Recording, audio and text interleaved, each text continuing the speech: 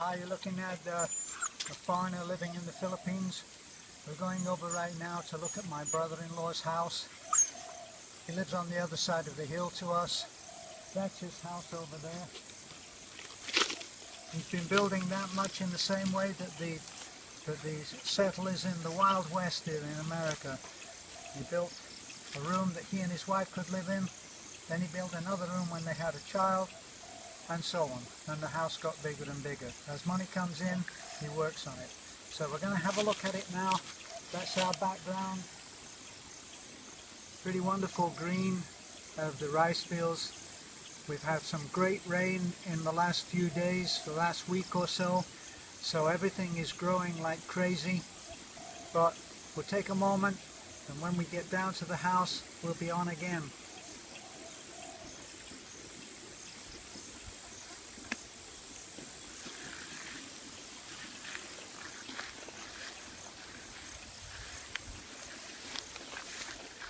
It's easy, and not difficult walk. It's a very difficult walk, and this reminds me of the fact that when I asked Manorado if he would make me some ladders, he made me a huge ladder, you know, the A-frame ladder, weighed about, I don't know, 60 or 70 pounds, made of thick bamboo like this. He made it over in his house over there, and then he carried it all this way up to our house on top of the hill. Look up at where our house is now, honey. And that small house that you can see there just a little bit more to your right, that is the house of my sister-in-law, Manilina. Beth is on the camera right now, and we're going to go to see my brother-in-law's house. You be careful, honey. Don't tell me to be careful. Yeah. Okay? Okay.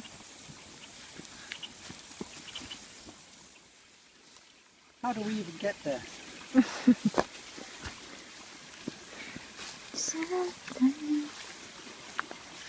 Careful. This is mountain goat country. Yeah, difficult one.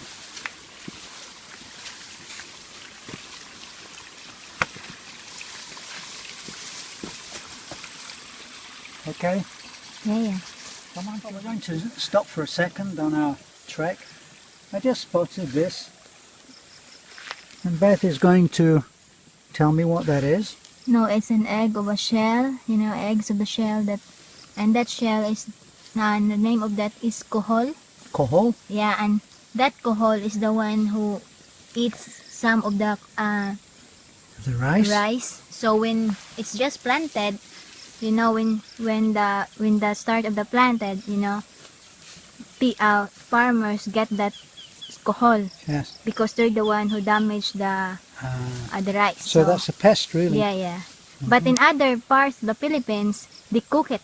They cook it. Yeah. They cook it, and if you look at some of the way they cook, it seems delicious. Wow. But we never did that, you know. Well, let's carry Spot! Come on, let's help the chicken. Spot is eating the chicken. on. Spot! What are they for, honey? The sacks are filled with what? Fertilizer, you know. Okay. Like this is some of the when you harvest, there are some stem of the rice, and so they mix that with caribou. Yeah, they mix it with the carabao poop, and they're going to put that. He's going to put that with some of his plant. This is what our friend Philip and Beth use. Yeah. That make their banana plants grow. Yeah, it's called organic. Yes. Okay, let's go. Come on.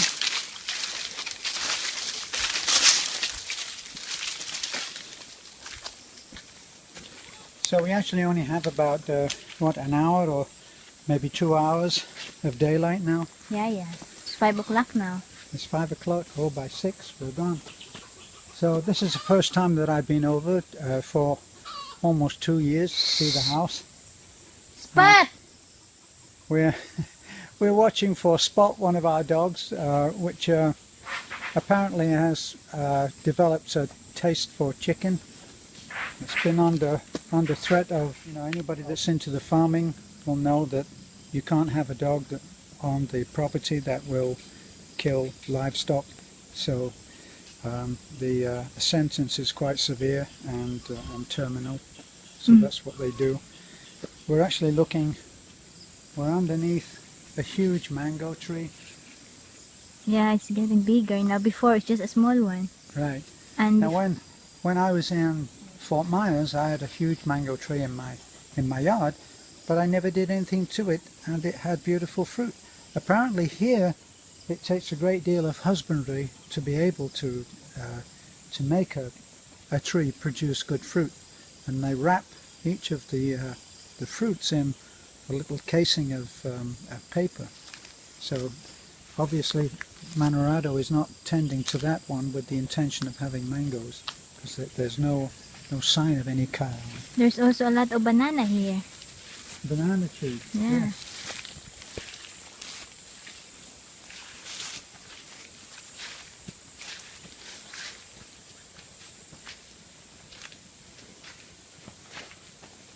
So this is not a rehearsed visit where everything is tidied before we get here. So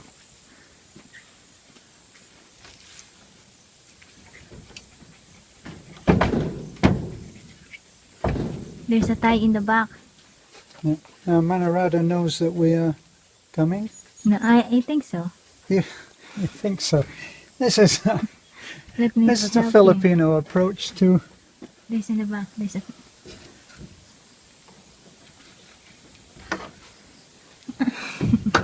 It's a Filipino approach to life where you think a Westerner would never dream of doing this, but in the Philippines, yeah, yes. Does your brother know that we're here? Oh, yes, I think so, and that kind of clears it apparently. So, as you can see, Manorado lives in the lap of luxury. And his son is here, so he can't be far away. Yeah, yeah. Are we, there's Another. another high security lock on it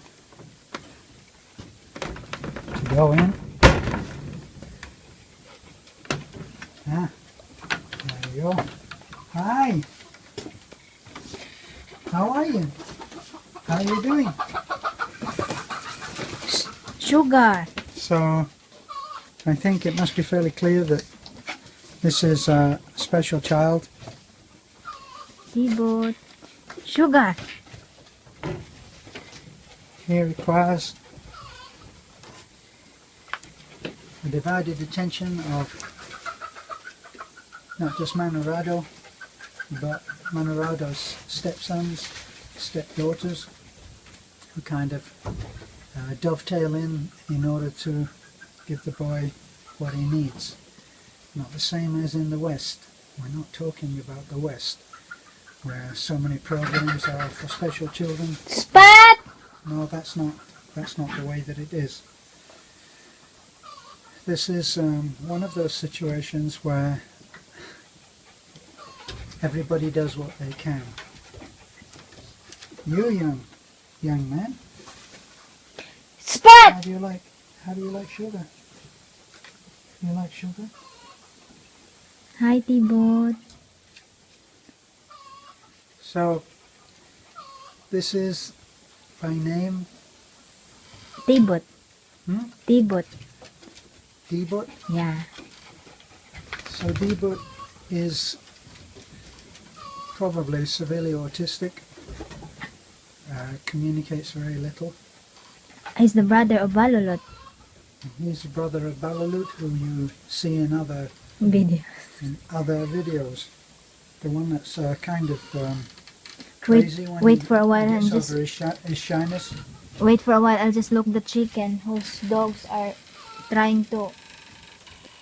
Spacha! Stop! Yeah, that spot is a big problem here.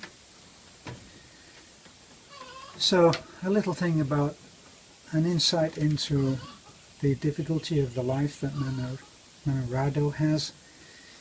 Manarado lost one of his children when, on a Sunday I think it was, Beth, wasn't it? The children at home from school, and it's situations like this that I wonder how a man can find the inner resources to deal with the grief that he must have felt. They noticed that his 7-year-old son was nowhere around. They'd been playing one of those hide-and-seek games, and the boy had disappeared, so they took it that he was hiding somewhere.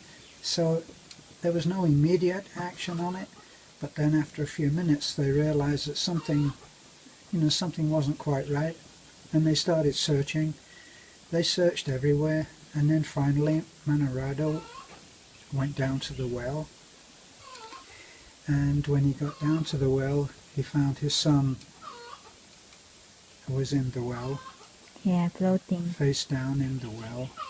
And this was one of those things where you wonder how a man doesn't cry out in rage against his idea of a God that would allow something like this when he cradled his child in his arms. So Manarado is a special, very private person, very strong, very physically strong, just always smiling. I don't know how anyone gets over that, but he has. He's a fun-loving person, just not that talkative. But of course he's not talkative to me because he doesn't speak English and I don't speak Visayan yet. So we're limited to a pat on the shoulder and working together. I have great admiration for him. He lives very humbly, as you can see now. Incredible hardship that someone in the West would just, I think, would have great difficulty in surviving. But here there's a different kind of inner resilience that people have in the hills, and they survive these incredible challenges, emotional and spiritual. So this is where my brother-in-law Manarado lives. This is a little portion of his life, and we will talk to Manarado at some point, but you'll find him pretty much as I've described. A silent, easygoing, incredible worker, and with inner resources that would leave me greatly lacking, I think. I would not have those resources. So right now we're going to go. He's coming very soon, and so there'll be someone here for the child. So we're actually going now, and we'll be seeing Manarado a little later in the video. So that would be it for right now. That's banana there, your favorite. Oh yeah. Yeah, there's a lot of banana. Some papaya. Can we take some banana? Mangoes. At the same time, he planted corn. Yeah. So that's our road there. Yeah, that's our road there. By the way, let's go and see the well that he made. Okay.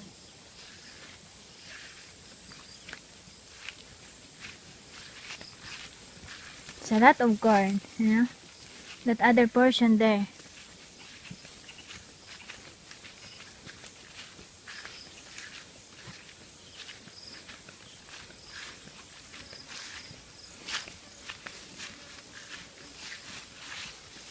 Now this was an existing well, yes? Yeah, yeah. This was an existing well that Manarado was using, but he decided that he would close it off. That involved emptying the well, which I'm not quite sure how deep that is, but it looks probably maybe 10 or 15 Oh, feet. it's a lot of water. Yeah, 10 or 15 feet. And then what they do, they they hollow block it. They hollow block it up the sides, as you can see, and probably take it up to about here. That would have ample water and would supply the house, which is really just up there. Once this is all done, probably we'll empty it again and they'll smooth render the inside of the well, and then seal it with a top, concrete top. That's why the rebar is coming up here. That would mean that then that would be clean water. They have ways of cleaning out, making sure that the bottom is sealed, and they're quite skilled at that. They have this way. They've been surviving like this for many years. In a way, the only modern thing about this is the hollow block. That's really what we're talking about: hollow block and rebar. Everything else is much as it always was. You come over here, Ben. What we're looking at now is up there. That's Manninglina's little house. Pan over to there. That's where our house is. If you really look, if the camera was better, and we're working on that, you would be able to see some red, and there's some straight edges there. That's what show that it's our house. But right over here, you can see the bridge. That's the bridge that we've just built. That's over the creek.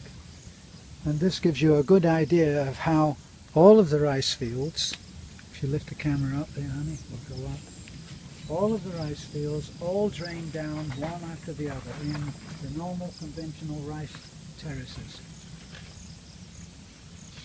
All drain down.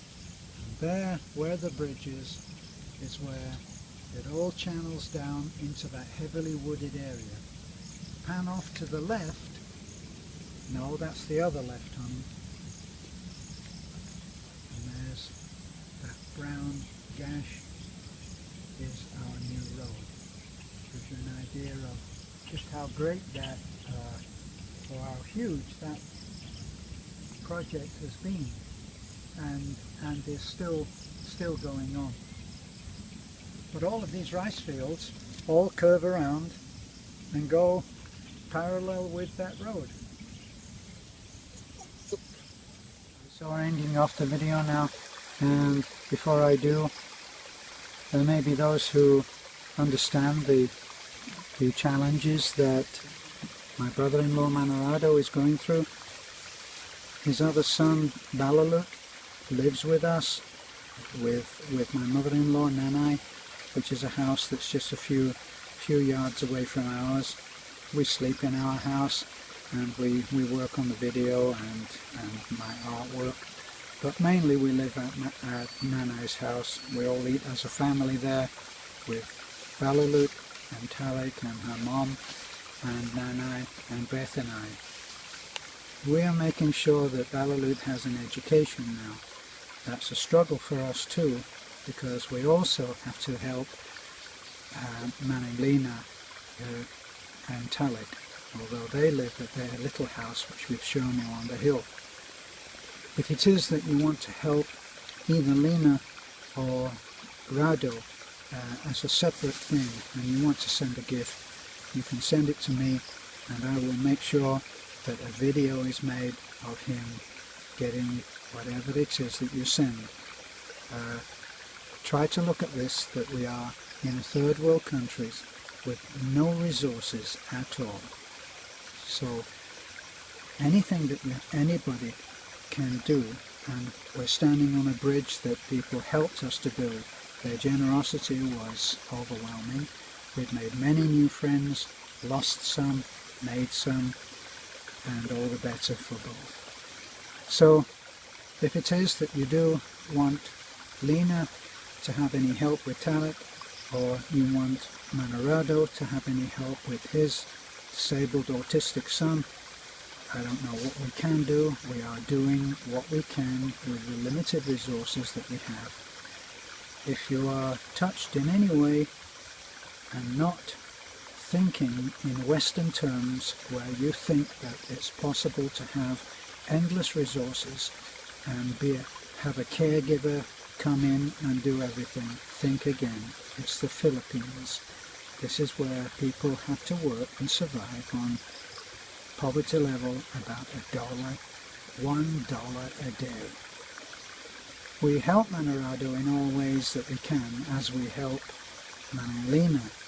They're part of our family, our extended family, and we support them. Manarado does work. He was one of the Supermen team that built this bridge, for which he was paid the fair-going rate.